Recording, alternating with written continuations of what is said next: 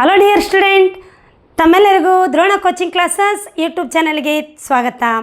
ಈ ದಿನ ನಾವು ದ್ರೋಣ ಟ್ಯಾಲೆಂಟ್ ಅವಾರ್ಡ್ 2026ರ ಪರೀಕ್ಷೆಗೆ ಸಂಬಂಧಪಟ್ಟಂಥ ಕನ್ನಡ ವಿಷಯಕ್ಕೆ ಸಂಬಂಧಪಟ್ಟಂತೆ ಯಾವ ರೀತಿಯಾಗಿ ಪ್ರಶ್ನೆಗಳು ಬರ್ತವೆ ಎಂಬುದನ್ನು ಚರ್ಚಿಸ್ತಾ ಹೋಗೋಣ.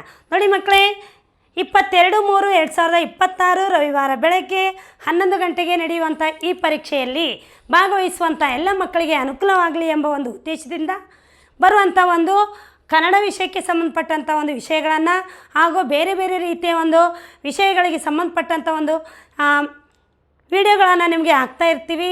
Drona coaching classes Rampura YouTube ಚಾನಲನ್ನು ಸಬ್ಸ್ಕ್ರೈಬ್ ಮಾಡೋದ್ರ ಮೂಲಕ ನೀವು ಈ ವಿಡಿಯೋಗಳನ್ನು ನೀವು ವೀಕ್ಷಿಸ್ಬೋದು. ಹಾಗಾದರೆ ಇಲ್ಲಿ ಮೊದಲನೇದಾಗಿ ಕನ್ನಡ ವಿಷಯಕ್ಕೆ ಸಂಬಂಧಪಟ್ಟಂತೆ ಬಂದಿರುವಂಥ ಒಂದು ಪ್ರಶ್ನೆಗಳ ಬಗ್ಗೆ ಚರ್ಚಿಸ್ತಾ ಹೋದಾಗ ಮೊದಲನೇ ಪ್ರಶ್ನೆ ಏನು ಹೇಳುತ್ತಾ ನೋಡಿ, ಹೊಗಳು ಈ ಪದದ ವಿರುದ್ಧಾರ್ಥಕ ಪದ. ನೋಡಿ ಮಕ್ಕಳೇ, ಹೊಗಳು ಪದಕ್ಕೆ ಬರುವಂಥ ಒಂದು ವಿರುದ್ಧಾರ್ಥಕ ಪದ ಯಾವುದು ಅಂತ ಆಪ್ಷನ್ ಏನಿದೆ ನೋಡಿ, ಕರಳು, ತೆಗಳು, ಮರಳು, ಮುಚ್ಚು. ಓಕೆ ಮಕ್ಕಳೇ, ನಿಮ್ಮ ಮನಸ್ಸಲ್ಲೆಲ್ಲ ಓಡ್ತಾ ಇದೆ ಈಗ ಆನ್ಸರು. ಸರಿಯಾದಂಥ ಉತ್ತರ ಹೊಗಳು ಪದದ ವಿರುದ್ಧಾರ್ಥಕ ಪದ ತೆಗಳು. ನೆಕ್ಸ್ಟ್ ಕ್ವಶನ್ ನೋಡಿ, ಎರಡನೇ ಪ್ರಶ್ನೆ, ಶಿ, ಸು, ಪ, ರಿ, ಲಿ ಈ ಅಕ್ಷರಗಳನ್ನು ಸರಿಯಾಗಿ ಜೋಡಿಸಿದಾಗ ಬರುವ ಅರ್ಥಪೂರ್ಣ ಪದ. ನೋಡಿ, ಈ ಪದಗಳನ್ನು ಸರಿಯಾಗಿ ನಾವು ಜೋಡಿಸಿದಾಗ ಬರುವಂಥ ಒಂದು ಅರ್ಥಪೂರ್ಣವಾಗಿರುವಂಥ ಒಂದು ಪದ ಯಾವುದು ನೋಡಿ, ಪರಿಶೀಲಿಸು, ಪರಿಶೀಲಿಸು, ಪರಿಶೀಲಿಸು.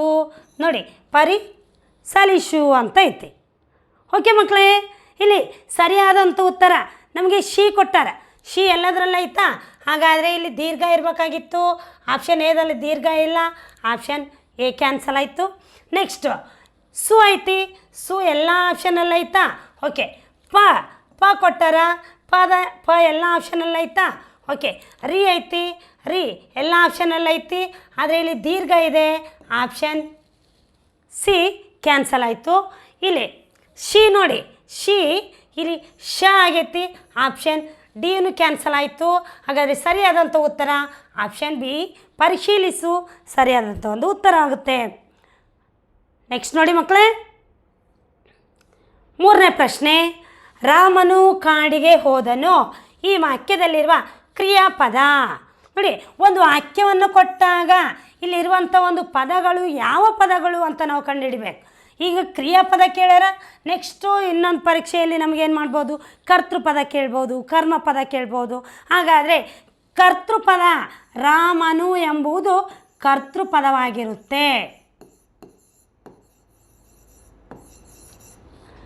ಕರ್ತೃಪದ ಕಾಡಿಗೆ ಎಂಬುದು ಕರ್ಮಪದವಾಗಿರುತ್ತೆ. ಹೋದನು ಎಂಬುದು ಕ್ರಿಯಾಪದವಾಗುತ್ತೆ.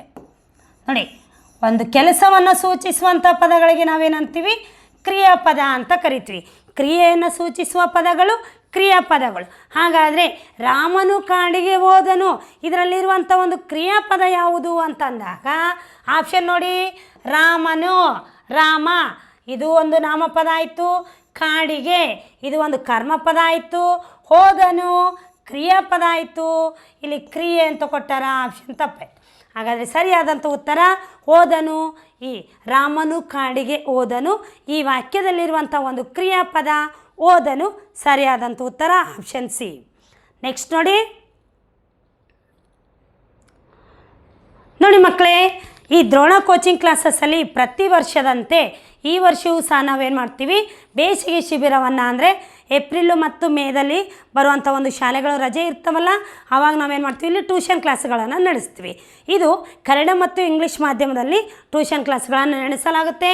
4ರಿಂದ 10ನೇ ತರಗತಿಯ ಮಕ್ಕಳಿಗೆ ಕನ್ನಡ ಮತ್ತು ಇಂಗ್ಲೀಷ್ ಮಾಧ್ಯಮದಲ್ಲಿ ಫೌಂಡೇಶನ್ ಕ್ಲಾಸ್ಗಳು, ಹೌದಾ, ನವೋದಯ, ಕಿತ್ತೂರು, RMS, ಹೌದಾ, ಮುರಾರ್ಜಿ, ಆದರ್ಶ, ಅಳಿಕೆಗೆ ಸಂಬಂಧಪಟ್ಟಂಥ ತರಬೇತಿಗಳನ್ನು 6 ಮತ್ತು 7ನೇ ತರಗತಿ ಮಕ್ಕಳಿಗೆ ಫೌಂಡೇಶನ್ ಕ್ಲಾಸ್ಗಳು ಮತ್ತು ಸ್ಪೋಕನ್ ಇಂಗ್ಲೀಷ್, ಅದೇ ರೀತಿಯಲ್ಲಿ 8, 9, 10ನೇ ಕ್ಲಾಸ್ ಮಕ್ಕಳಿಗೆ maths, English, science, spoken English ಕ್ಲಾಸಸ್ಗಳನ್ನು ನಡೆಸಲಾಗುತ್ತೆ. ಇಂಟ್ರೆಸ್ಟ್ ಇರುವಂಥ ಮಕ್ಕಳು ಇದು ಒಂದು ಒಳ್ಳೆಯ ಸಂಸ್ಥೆ ಆಗಿರೋದ್ರಿಂದ ಒಳ್ಳೆಯ ಒಂದು ರಾಜ್ಯ ಮಟ್ಟದಲ್ಲಿ ಅತಿ ಹೆಚ್ಚು ಫಲಿತಾಂಶವನ್ನು ನೀಡುವಂಥ ಒಂದು ಸಂಸ್ಥೆ ಆಗಿರೋದ್ರಿಂದ ಇಲ್ಲಿ ಇರುವಂಥ ಒಂದು ಶಿಕ್ಷಣ ನಿಮಗೆ ಭಾಳ ಅನುಕೂಲ ಆಗುತ್ತೆ. ಈ ಸಮ್ಮರ್ ವೆಕೇಷನಲ್ಲಿ ನೀವು ಭಾಗವಹಿಸ್ರಿ ಅಂತ ಹೇಳ್ತಾ ನಿಮಗೆ ಹೆಚ್ಚಿನ ಮಾಹಿತಿಗಾಗಿ 9741312170 ಈ ನಂಬರ್ಗೆ ಫೋನ್ ಮಾಡೋದ್ರ ಮೂಲಕ ನೀವು ಹೆಚ್ಚಿನ ಮಾಹಿತಿಯನ್ನು ತಿಳ್ಕೊಬೋದು. ನೆಕ್ಸ್ಟ್ ಪ್ರಶ್ನೆ ನೋಡ್ತಾ ಹೋಗೋಣ. ಇಲ್ಲಿ ಹಾಸ್ಟೆಲ್ ವ್ಯವಸ್ಥೆ ಸಹ ಇಲ್ಲಿ ಇರುತ್ತೆ. ನೆಕ್ಸ್ಟ್ ನೋಡಿ 4ನೇ ಪ್ರಶ್ನೆ. ತಮ್ಮ ಈ ಪದದ ಬಹುವಚನ ರೂಪ. ತಮ್ಮ ಈ ಪದದ ಬಹುವಚನ ರೂಪ ಆಪ್ಷನ್ ಎ ನೋಡಿ ತಮ್ಮಗಳು, ಆಪ್ಷನ್ ಬಿ ತಮ್ಮರು, ಆಪ್ಷನ್ ಸಿ ತಮ್ಮನವರು, ಆಪ್ಷನ್ ಡಿ ತಮ್ಮಂದಿರು. ನೋಡಿ ಮಕ್ಕಳೇ, ಸರಿಯಾದಂಥ ಉತ್ತರ ತಮ್ಮಂದಿರು ಇದಕ್ಕೆ ಸರಿಯಾದಂಥ ಒಂದು ಉತ್ತರ ಆಗುತ್ತೆ. ಒಬ್ಬೊಬ್ರು ಏನು ಮಾಡ್ತಿರ್ತಾರೆ ತಮ್ಮನವರು ಅಂತಾರೆ. ತಮ್ಮನವರು ಇದು ಏನಾಗಿರಲ್ಲ ಸರಿಯಾದಂಥ ಒಂದು ಉತ್ತರ ಅಲ್ಲ. ತಮ್ಮರು ಸರಿಯಾದ ಉತ್ತರ. ತಮ್ಮಗಳು, ಅಣ್ಣಗಳು ಇದು ತಪ್ಪಾಗಿರುವಂಥ ಒಂದು ಗ್ರಾಮರ್ ವ್ಯವಸ್ಥೆ ಆಗಿರುತ್ತೆ. ನೆಕ್ಸ್ಟ್ ನೋಡಿ 5ನೇ ಪ್ರಶ್ನೆ. ಮಾಡಿದ್ದುಣ್ಣು ಡ್ಯಾಶ್. ಇದು ಒಂದು ಗಾದೆ ಮಾತು. ಮಾಡಿದ್ದುಣ್ಣು ಡ್ಯಾಶ್. ಆಪ್ಷನ್ ನೋಡೋಣ. ಮಹಾರಾಜ, ಮಹಾರಾಯಿ, ಮಹಾರಾಯ, ಮಹಾರಾಣಿ. ಓಕೆ ಮಕ್ಕಳೇ, ಮಾಡಿದ್ದುಣ್ಣು ಮಹಾರಾಯ. ಆಪ್ಷನ್ ಸಿ ಸರಿಯಾದಂಥ ಒಂದು ಉತ್ತರ. ಮಾಡಿದ್ದುಣ್ಣು ಮಹಾರಾಯ. ಹಾಗಾದರೆ ಈ ಪ್ರಶ್ನೆ ಮೂಲಕ ನಮಗೆ ಗೊತ್ತಾಯಿತು ಏನಂತ. ಸ್ವಲ್ಪ ನಾವು ಗಾದೆ ಮಾತುಗಳನ್ನು ಸಹ ನಾವೇನು ಮಾಡಬೇಕಾಗತ್ತಾ, ಈ ಒಂದು ಕಾಂಪಿಟೇಷನಲ್ಲಿ ಭಾಗವಹಿಸಬೇಕಂದ್ರೆ ಗಾದೆ ಮಾತುಗಳನ್ನು ಸಹ ನಾವು ಕಲಿಬೇಕಾಗುತ್ತೆ. ನೆಕ್ಸ್ಟ್ ನೋಡಿ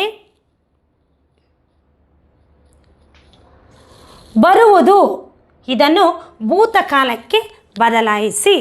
ಓಕೆ ಮಕ್ಕಳೇ, ನಿಮಗೆ ಒಂದು ಬರುವುದು ಈ ಪದವೊಂದು ಭೂತಕಾಲಕ್ಕೆ ಬದಲಾಯಿಸಿ ಅಂತ ಪ್ರಶ್ನೆ. ಹೌದಾ?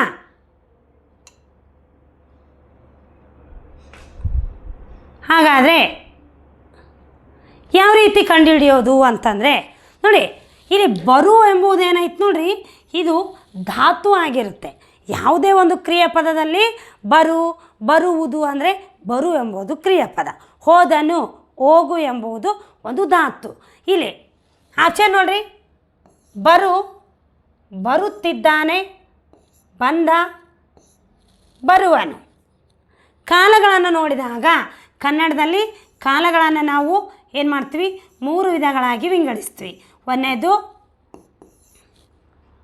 ಭೂತಕಾಲ, 2 ವರ್ತಮಾನ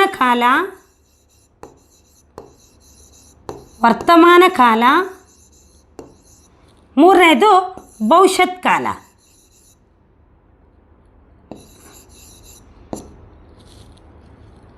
ಓಕೆ, ಭವಿಷ್ಯತ್ ಕಾಲ.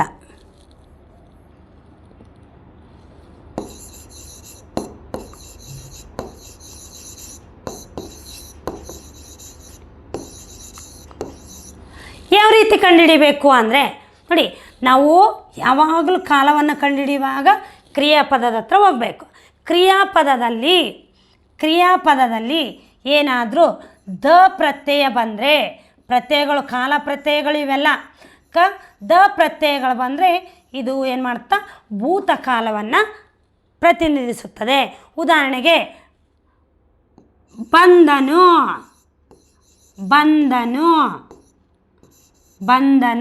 ನೋಡಿ, ದ ಪ್ರತ್ಯಯ ಬಂದರೆ ಇದು ಭೂತಕಾಲ. ಓದನು ನೋಡಿ, ದ ಪ್ರತ್ಯಯ ಬಂದರೆ ಇದು ಭೂತಕಾಲ. ಹಾಗಾದರೆ ವರ್ತಮಾನ ಕಾಲ ಬಗ್ಗೆ, ವರ್ತಮಾನ ಕಾಲದ ಒಂದು ಕಾಲ ಪ್ರತ್ಯಯ ಯಾವುದು ಅಂದರೆ ಉತ್ತ ಅಂತ ಹೇಳ್ತೀವಿ ನಾವು.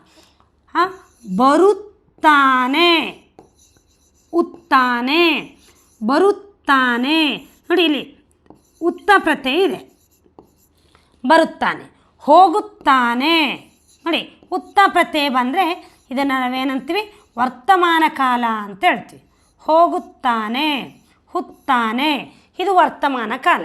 ಹಾಗಾದರೆ ವರ್ತಮಾನ ಕಾಲದ ಒಂದು ಕಾಲ ಪ್ರತ್ಯಯ ಯಾವುದು? ಉತ್ತ. ಓಕೆ, ಭವಿಷ್ಯತ್ ಕಾಲದ ಒಂದು ಕಾಲ ಪ್ರತ್ಯಯ ಯಾವುದು?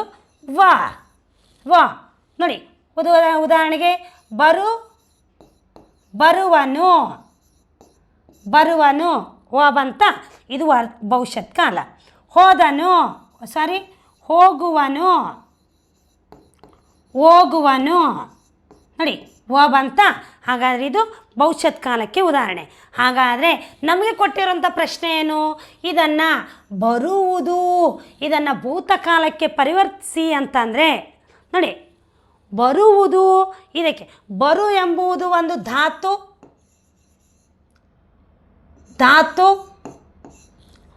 ಬರುತ್ತಿದ್ದಾನೆ ಇದು ವರ್ತಮಾನ ಕಾಲ. ಬಂದ ಇದಕ್ಕೆ ಸರಿಯಾದಂಥ ಉತ್ತರ ಇದು ಭೂತಕಾಲ. ಬರುವನು ಇದು ಒಂದು ಭವಿಷ್ಯತ್ ಕಾಲಕ್ಕೆ ಉದಾಹರಣೆ.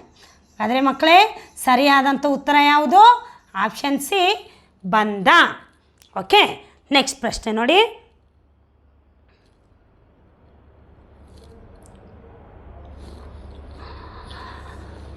ದ್ರೋಣ ನವೋದಯ ಅಕಾಡೆಮಿ ಹಿರೇಹೆಮ್ಮಿಗನೂರು ತಾಲೂಕು ಹೊಳಲ್ಕೆರೆ ಜಿಲ್ಲೆ ಚಿತ್ರದುರ್ಗ. ಇದರ ಒಂದು ಮೇನ್ ಶಾಖೆ ಎಲ್ಲಿದೆ ಅಂತಂದರೆ ದ್ರೋಣ ಕೋಚಿಂಗ್ ಕ್ಲಾಸಸ್ ರಾಂಪುರ್ನಲ್ಲಿದೆ. ಇಲ್ಲಿ ನಾವೇನು ಮಾಡ್ತೀವಪ್ಪ ಅಂತಂದರೆ ನವೋದಯ, ಕಿತ್ತೂರು, RMS, ಮೊರಾರ್ಜಿ, ಆದರ್ಶ, ಆಳ್ವಿಕೆ ಪರೀಕ್ಷೆಗೆ ಸಂಬಂಧಪಟ್ಟಂಥ ಒಂದು ಎಕ್ಸಾಮನ್ನು ಆ ಒಂದು ತರಬೇತಿಯನ್ನು ನೀಡ್ತೀವಿ. ಇಲ್ಲಿಯೂ ಸಹ ರಾಜ್ಯ ಮಟ್ಟದ ಒಂದು ದ್ರೋಣ ಟ್ಯಾಲೆಂಟ್ ಅವಾರ್ಡನ್ನು 29/3/2026 ನಡೆಸಲಾಗುತ್ತೆ. ಹಾಗಾದರೆ 22ಕ್ಕೆ ರಾಂಪುರಿಗೆ ಬರ್ರಿ, 29ಕ್ಕೆ ನೀವೇನು ಮಾಡಬೇಕು, ಆ ಒಂದು ಹಿರೇಹೆಮ್ಮಿಗನೂರಿನಲ್ಲಿ ಬಂದು ದ್ರೋಣ ಟ್ಯಾಲೆಂಟ್ ಅವಾರ್ಡ್ ಎಕ್ಸಾಮನ್ನು ಬರಿಬೋದು. ಸೇಮ್ ಇರುತ್ತಾ ಇಲ್ಲಿಯೂ ಸಹ ಅಲ್ಲಿ ಕನ್ನಡ ಮತ್ತು ಇಂಗ್ಲೀಷ್ ಮಾಧ್ಯಮದಲ್ಲಿ ಇಂಗ್ಲೀಷನ್ನು ಒಂದು ಬರಿಬೋದು, ಹೌದಾ? ನೆಕ್ಸ್ಟು ಇಲ್ಲಿ ಬರುವಂಥ ಒಂದು ಪರೀಕ್ಷೆಗೆ ಸಂಬಂಧಪಟ್ಟಂತೆ ಹೆಚ್ಚು ಅಂಕಗಳನ್ನು ಪಡೆದರೆ ಪ್ರಥಮ ಬಹುಮಾನ 50,000, ದ್ವಿತೀಯ ಬಹುಮಾನ 40,000, ತೃತೀಯ 30,000, ಚತುರ್ಥಿ 20,000, ಪಂಚಮಿ 10,000. ಜೊತೆಗೆ ವೆರಿ ಇಂಪಾರ್ಟೆಂಟ್, ಅತಿ ಹೆಚ್ಚು ಅಂಕಗಳನ್ನು ಪಡೆದಿರುವಂತಹ 48ಕ್ಕೂ ಹೆಚ್ಚು ಅಂಕಗಳನ್ನು ಪಡೆದಿರುವಂತಹ ಎಷ್ಟೇ ಮಕ್ಕಳು ಬರಲಿ, 20ಕ್ಕೂ ಹೆಚ್ಚು ಬಂದರೂ ಅವ್ರಿಗೇನು ಮಾಡ್ತೀವಪ್ಪ ಅಂದರೆ ಉಚಿತವಾದ ಒಂದು ಶಿಕ್ಷಣವನ್ನು, ಜೊತೆಗೆ ಮಕ್ಕಳಿಗೆ ಸೈಕಲನ್ನು ನೀಡಲಾಗುತ್ತೆ. ಆದ್ದರಿಂದ ಒಂದು ಒಳ್ಳೆಯ ಅವಕಾಶ ಇದೆ. ನಾವು ಇವುಗಳನ್ನು 29ಕ್ಕೆ ಈ ಒಂದು ಎಕ್ಸಾಮ್ ಇರೋದ್ರಿಂದ 28ರ ಒಳಗೆ ನೀವೇನು ಮಾಡ್ಬೋದು, ನಿಮ್ಮ ಹೆಸರನ್ನು ರಿಜಿಸ್ಟರ್ ಮಾಡಬೇಕಾಗುತ್ತೆ. ಮಕ್ಕಳೇ ಮಾಡ್ತೀರಲ್ಲ.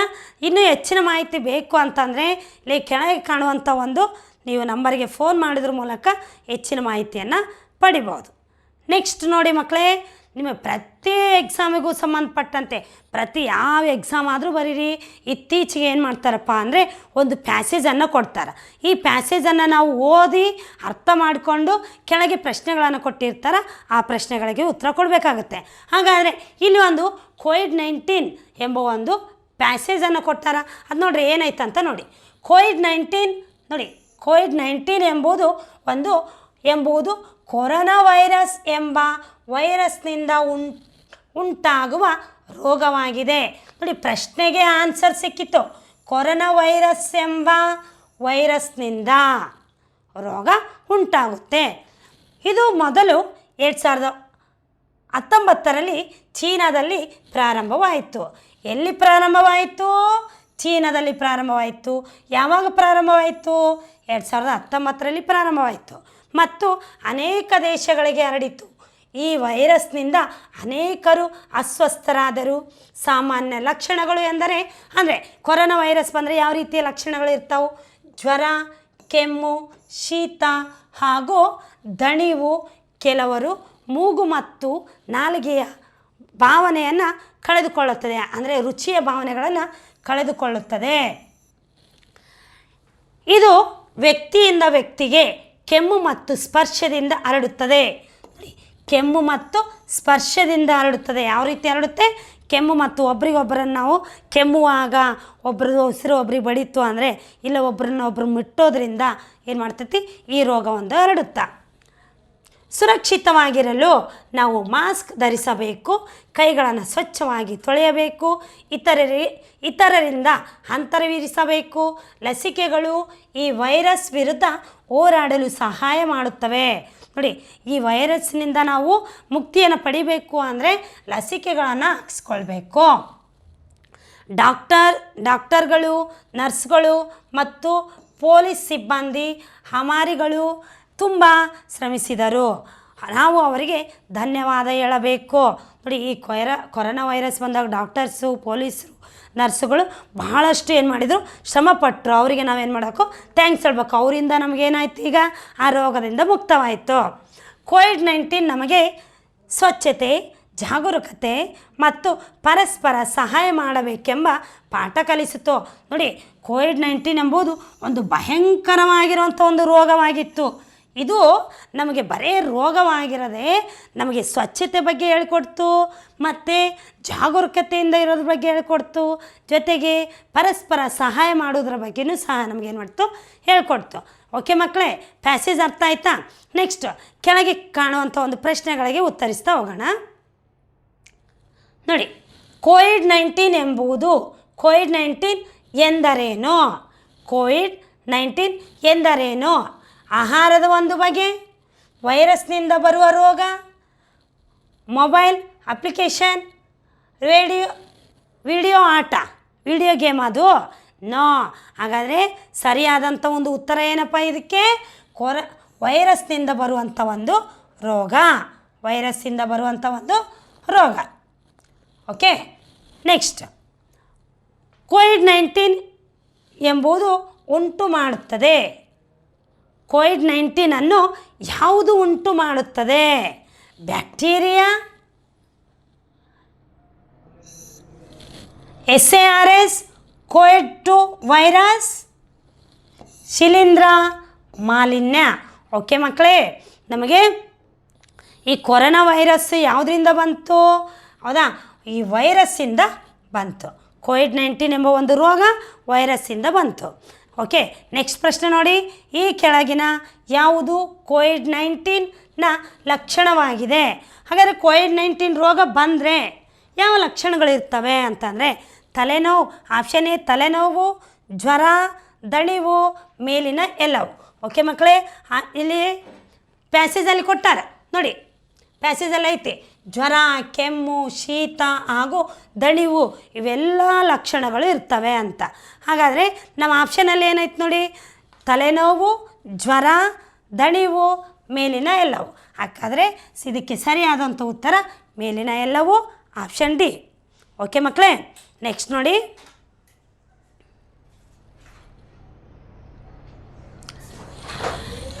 ಗಿಡ ಕೊಡಲಾರದು, ಮರ ಬೆಳೆಸಲಾರದು, ಅದಿಲ್ಲದೆ ಊಟ ಸೇರಲಾರದು. ಇದು ಒಂದು ಏನು, ಒಗಟು ಬಿಡಿಸೋದು. ಹಾಗಾದರೆ ನಮಗೆ ಈ ಎಕ್ಸಾಮ್ಗೆ ಸಂಬಂಧಪಟ್ಟಂತೆ ಒಗಟುಗಳನ್ನು ಸಹ ನೋಡಬೇಕು ಅಂತ ಗೊತ್ತಾಗುತ್ತೆ. ಗಾದೆ ಮಾತುಗಳನ್ನು ನೋಡಬೇಕು, ಒಗಟುಗಳನ್ನು ನೋಡಬೇಕು. ಅದು ವಿರುದ್ಧಾರ್ಥಕ ಪದ, ಸಮಾನಾರ್ಥಕ ಪದ, ಹೌದಾ, ಏಕವಚನ, ಬಹುವಚನ, ಇವುಗಳೆಲ್ಲದ್ರ ಬಗ್ಗೆ ನಾವೇನು ಮಾಡೋಕ್ಕಾಗುತ್ತೆ, ಕಾನ್ಸಂಟ್ರೇಷನ್ ಮಾಡಬೇಕಾಗುತ್ತೆ. ಆಪ್ಷನ್ ಏನಿದೆ ನೋಡಿ, ಆಪ್ಷನ್ ಎ ಹಕ್ಕಿ, ಆಪ್ಷನ್ ಬಿ ಮೊಸರು, ಆಪ್ಷನ್ ಸಿ ಉಪ್ಪು, ಆಪ್ಷನ್ ಡಿ ನೀರು. ಇದಕ್ಕೆ ಸರಿಯಾದಂಥ ಉತ್ತರ ಯಾವುದು ಮಕ್ಕಳೇ? ಆಪ್ಷನ್ ಸಿ ಉಪ್ಪು ಸರಿಯಾದಂಥ ಒಂದು ಉತ್ತರ. ಹೌದಾ? ಓಕೆ,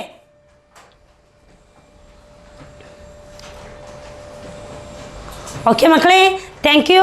ಇಲ್ಲಿವರೆಗೂ ನೀವೇನು ಮಾಡಿದ್ರಪ್ಪ ಅಂದರೆ ದ್ರೋಣ ಟ್ಯಾಲೆಂಟ್ ಅವಾರ್ಡ್ ಎಕ್ಸಾಮಿಗೆ ಸಂಬಂಧಪಟ್ಟಂಥ ಒಂದು ಕನ್ನಡ ವಿಷಯಕ್ಕೆ ಸಂಬಂಧಪಟ್ಟಂಥ ವಿಷಯಗಳ ಬಗ್ಗೆ ತಿಳಿತಾ ಹೋದ್ರಿ.